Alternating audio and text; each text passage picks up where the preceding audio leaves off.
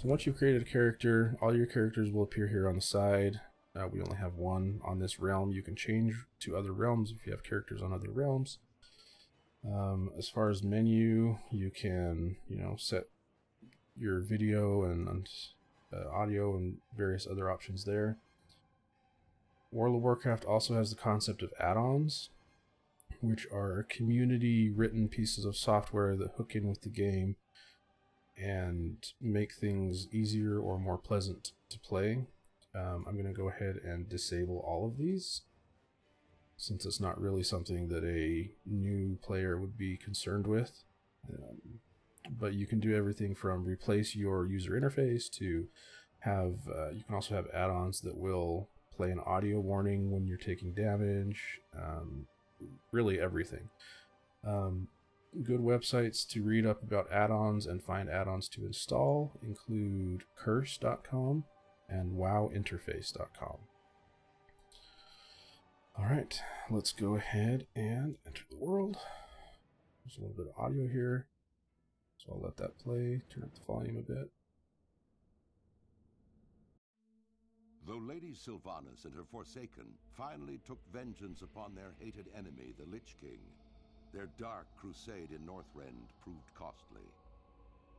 Betrayed by Grand Apothecary Putrus at the Battle of Wrathgate, the Forsaken's devious plague of death was unleashed upon both the Alliance and the Horde to calamitous effect. Unbeknownst to Sylvanas, Putrus and his demonic ally, Veramathras, had taken control of the Undercity.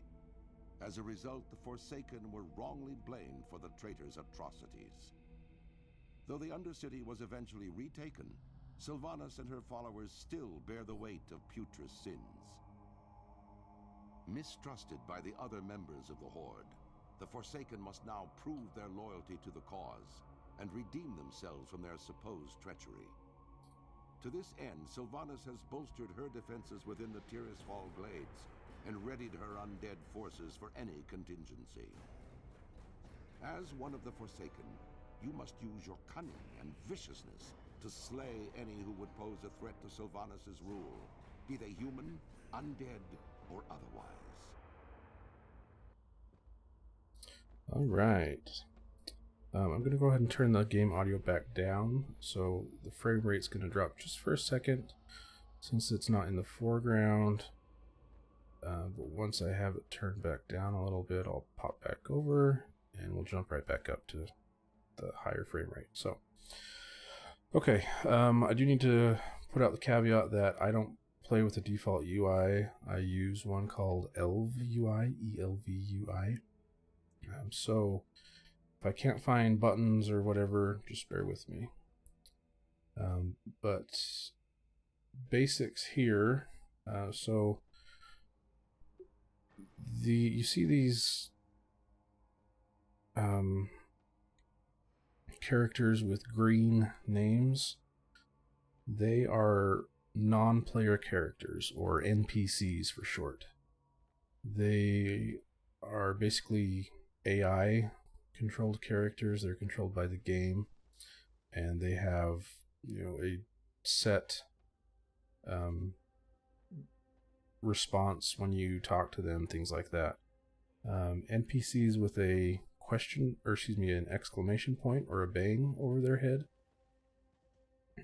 Sorry, just really quick. This is a player, so other players will appear in this kind of indigo color, unless they're flagged for player versus player combat, in which players on your faction will be green and the enemy players will be red.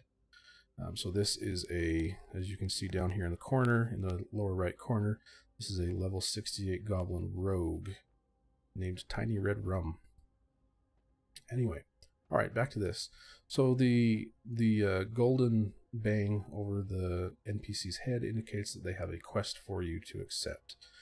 So you do need to be within range of the NPC to accept the quest and to speak with them. If I was not in range, my cursor would still be a exclamation point, but it would be gray rather than gold. So to start, we're just going to talk to Agatha here. And you can see the quest pops up over on the left-hand side. and it has a little bit of a background. I highly recommend reading these when you're playing. They offer a lot of backstory and a lot of insight into what's going on in the game. But the important part is the quest objectives. So we are told to report to Undertaker Mordo at the Deathnail Graves in Tirisfal Glades. Okay, and if we do so, we will receive 2 copper and 10 experience. So to accept this, we'll click on accept. And we're now officially risen from the grave. Okay, so experience. This bar right here shows your experience. Once we gain 400 experience points, we will advance to level 2. With each level you go up, the number of experience points required to go to the next level also goes up. So it's not a set 400 points per level. It does increase. This is your action bar. Your spells and abilities will appear here. We start out with just one spell called Shadow Bolt, and you can see the details of it in the lower right hand corner. We also have our racial trait, which we spoke about on the character creation screen. This is the Cannibalize trait, which allows us to consume corpses to gain health. This is our Summon Demon ability. It allows us to summon the various demons to serve as our pets. Our current pet is right here. His name is Zep Yap. And he also has a portrait here along with a health bar and an energy bar. The health is how much, how many hit points or how much health he has. The energy bar is how many points he has left to use his various abilities, which are basically shooting fireballs. Right now we only have the Imp. As we level up and gain new abilities, we will add additional demons to this ability. Here we have one more thing. The action bars have a paging ability, so you can have up to 6 different action bars. Our character info shows the various items we have equipped, and we can click this to expand it and see our various stats. So our health, our mana, everything, everything about your character is here. You also have titles. If you're a new player, you won't have all these. This is because these titles are account wide. And these titles appear to other players. They appear next to your name over your head. These are gained through various achievements, quests, feats of strength, all kinds of things. This is the equipment manager. This is a little bit beyond the scope of this video, but basically, if you have different sets of equipment that you want to save, you can save them here. So you can have a set of equipment that you use for raids and another set that you use for PvP, because maybe they have different stats. And so you can easily equip from one to the other. All the items in the set do have to be in your backpack to be able to be equipped. So let's go here now. This is the stats on our pet, and it has that same information panel. His damage, his attack power, things like that. This is our reputation. So these are the various factions within the Horde. As you explore new areas and meet new factions, they will appear here. These are the ones we currently have. Undercity is our home faction, and you can see that we're currently friendly at a 1,000 out of 6,000. Once we increase that to 6,000, we'll go up to the next level. You can increase your standing with various factions by doing quests, killing specific creatures, and any number of other things. You can also decrease your standing with factions depending on various things. Okay, that's the character panel. This is our spellbook and our abilities. First tab, we have our general abilities. These are racial traits and physical abilities. Auto attack basically means you attack by hitting things with your staff. You can shoot if you have a wand. We're able to wear cloth armor. Different classes can wear other armor, leather, mail, or plate. And we have various other things here. And another page of traits that have not unlocked yet. These abilities currently are labeled as Warlock. Later in the game, you will have different tabs depending on which spec you choose. Currently, our Warlock abilities that we have are Shadow Bolt and Summon Demon. And you can see, so at level 3, we get the Corruption ability. Level 8, we get to summon a Voidwalker. And there's several pages of these. These are your professions. You're able to have 2 main professions and all of the secondary professions. Honestly, professions is an entire video series in and of itself. If you'd like to learn more about professions, I would just hit up Google, honestly. I'm sure somebody has already made great videos on that. In the future, this will be our talents, which will unlock at level 10. We'll explore it at that time. This is our achievement panel. Basically, various achievements and feats of strength that you have accomplished will appear here. These are guild achievements that you would need to be part of a guild or a group of players. It's called a clan in some other games, and you achieve these as a guild. This is just a summary of all your different things. So everything's blank on this guy because we haven't done anything. Quest log. This is actually a very useful thing. Let's get rid of these. Alright, so this lets you change what area of the map you're looking at. And if you look at the map, this is you. The arrow is pointing in the direction you're facing. So if we turn, the arrow turns. The question mark corresponds to Undertaker Mordo, which is the current quest that we have to report to him. The question mark indicates a quest that is ready to be turned in. It's all completed. It's ready for you to go and turn it in. Guild Finder. This is so you can search for a guild and put in requests to join them. Group Finder, so you can find other players to do dungeons and other group content with. Collections. These are the mounts that you can use. These are all disabled because I'm not high enough level yet. Pet journal is, man, that's a whole other series of videos.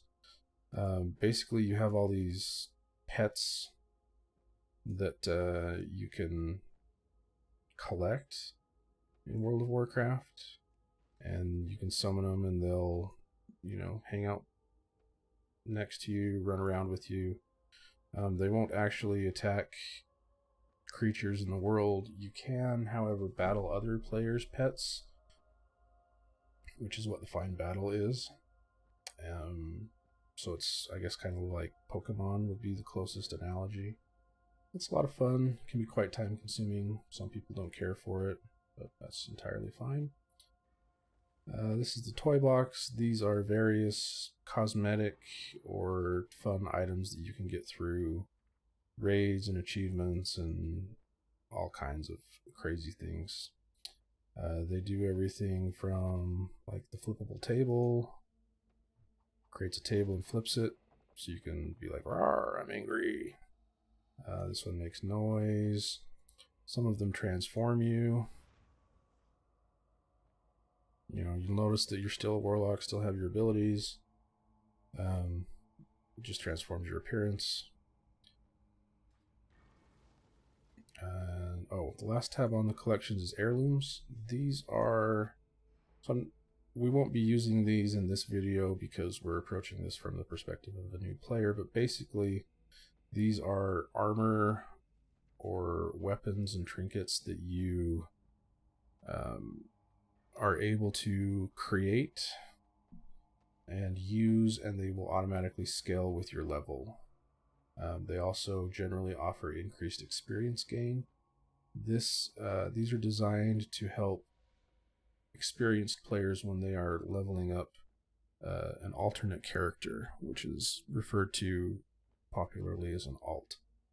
So once you've gone through the leveling process from 1 to 100 with one character, the idea is that you don't really want to repeat it.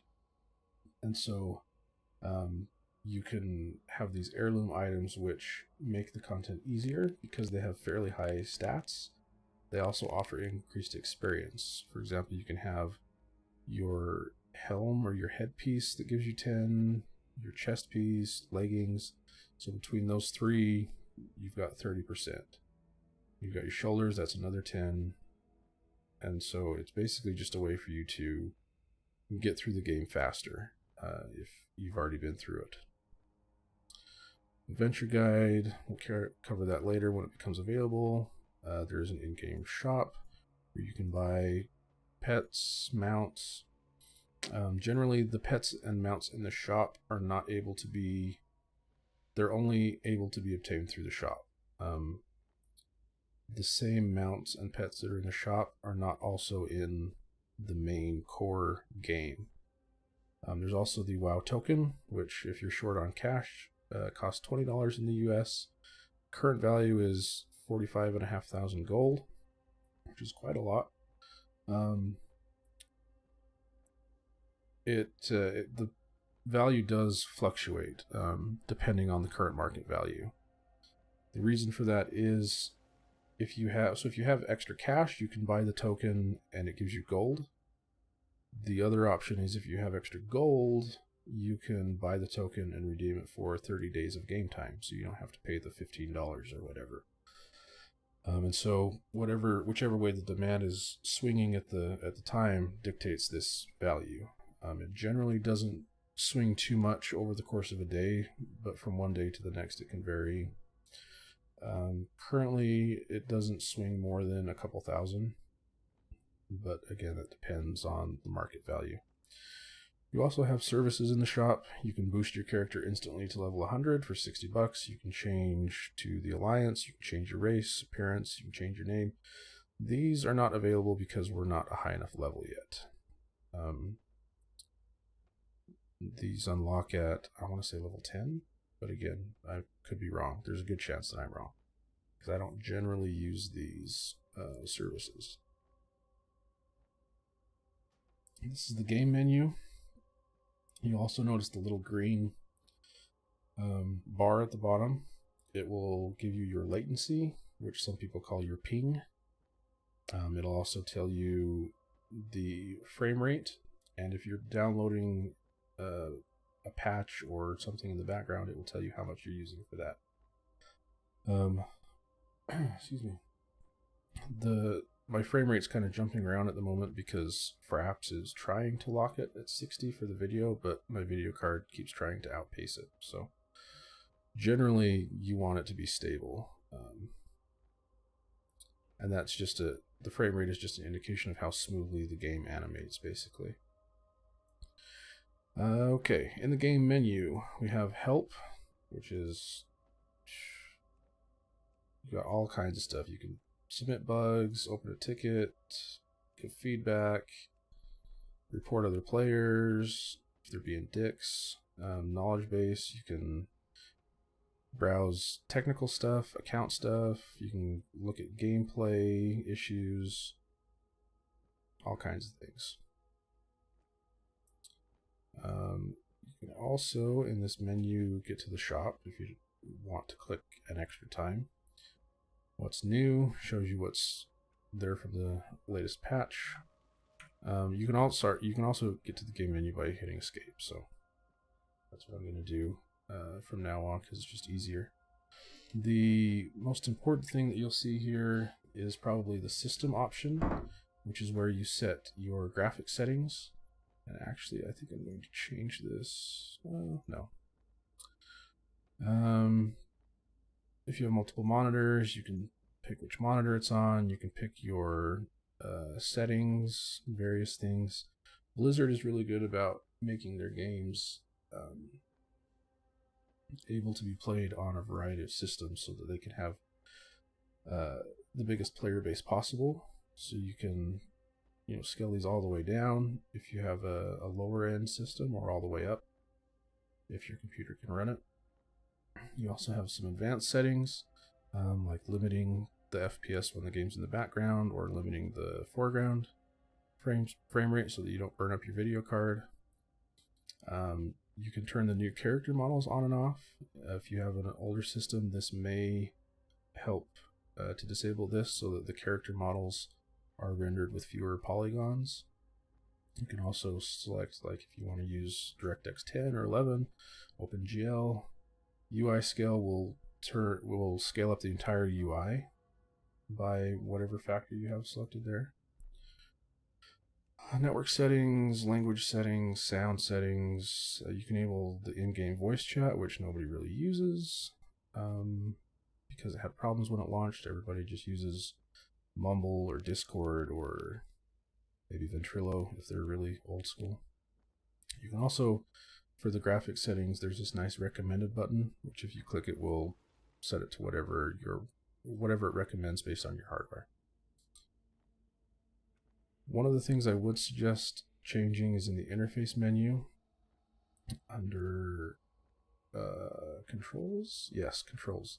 Turning on auto loot makes it so that when you kill a monster and you loot its corpse, you don't have to click the monster and then click each individual item to put it in your bag. It just automatically puts everything in your bag, which is nice when you're just kind of leveling, because anything that you can't use you can sell, which you can then use the gold to purchase things that you do need. So I would suggest turning on that. And there's one other thing I usually turn on, but I don't remember what it is right now. Key bindings. You can change your key bindings. It's taking a long time. I'm just going to blow through the rest of them. Macros. You can write various macros that do automate repetitive tasks in the game. You can manage all your add-ons here, so you can enable and disable them if you're in the game and start having problems with them. And of course you can log out, exit the game, and return to the game. So moving along down the line, we have the backpack, and these 4 slots are for additional bags. Backpack just holds your stuff. Okay, up here, this is your character, this is your current level, your current hit points or health, and your current alternate resource, which for the warlock and most magic wielders is mana. For warriors it's rage, rogues use energy, hunters use focus. Basically every class has a different resource that you have to manage. Up here it shows you where you currently are. You can click this to open the map, or you can just push M. This is the calendar, shows you the date. This is the clock, it shows you your local time and the realm time, or the server time. This is your mini map, shows you where you are. You can zoom in, zoom out. And this lets you track various items in the world. So if you want to find your flight master, pets, things like that, if you want them to show up on the map, we'll do that. I'm going to disable a few of these so we don't, just to get rid of the clutter. I'm going to also track different things in the town, like inns and mailboxes. Profession trainers are useful. If you're looking for a bank or an auction house, you can turn those on there. Alright. I'm going to take a quick break, and when I come back, we will go turn in our first quest. Alright, be right back, guys.